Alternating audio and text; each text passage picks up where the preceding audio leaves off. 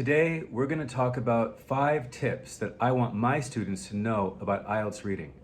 Number 1, learn the 12 different task types.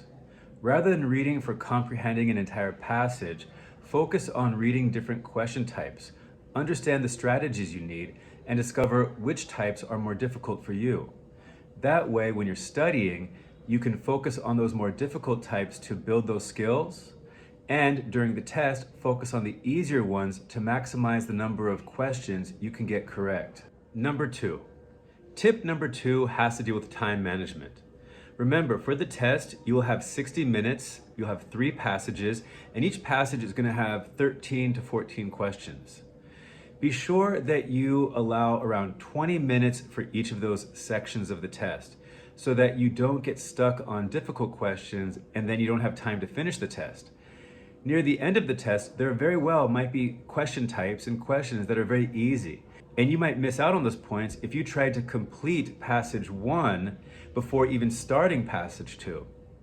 Instead, be sure to preview all 3 sections and look at the different question types.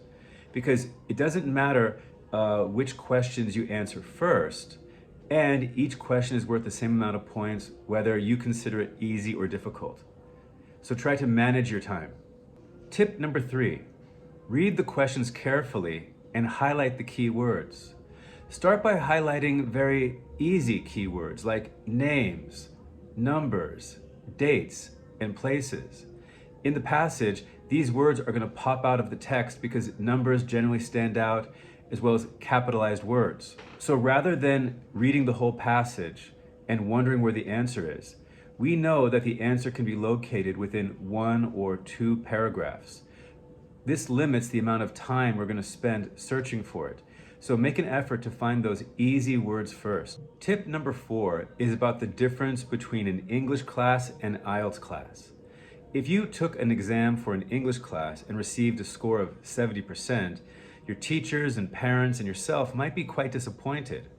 But if you got 30 points out of 40 on the IELTS reading test, well, according to the band score calculator, that would earn you a band score 7. And so if you think that a band score 7 would be an appropriate score, then you might want to strategize of ignoring those very difficult questions. Wait till the end to answer. And you want to answer those by using deductive reasoning or guessing, because you know that there'll be 10 questions that you just won't know the answer to. Number 5. Tip number 5 is about developing vocabulary.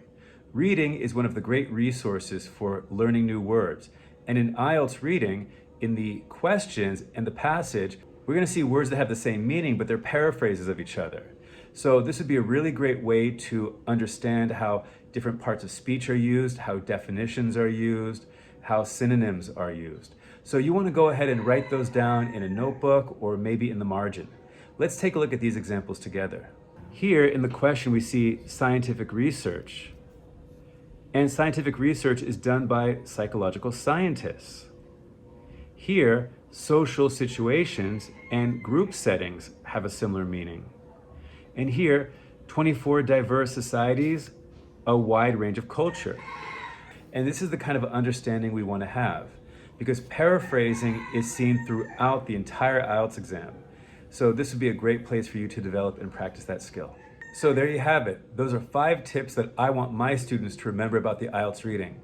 If you have any other tips that you think are essential, why not share them in the comments below? We can all benefit from it. And if you like content like this, don't forget to hit the subscribe button. And why not share a like? All right, thank you very much for watching. See you in the next video.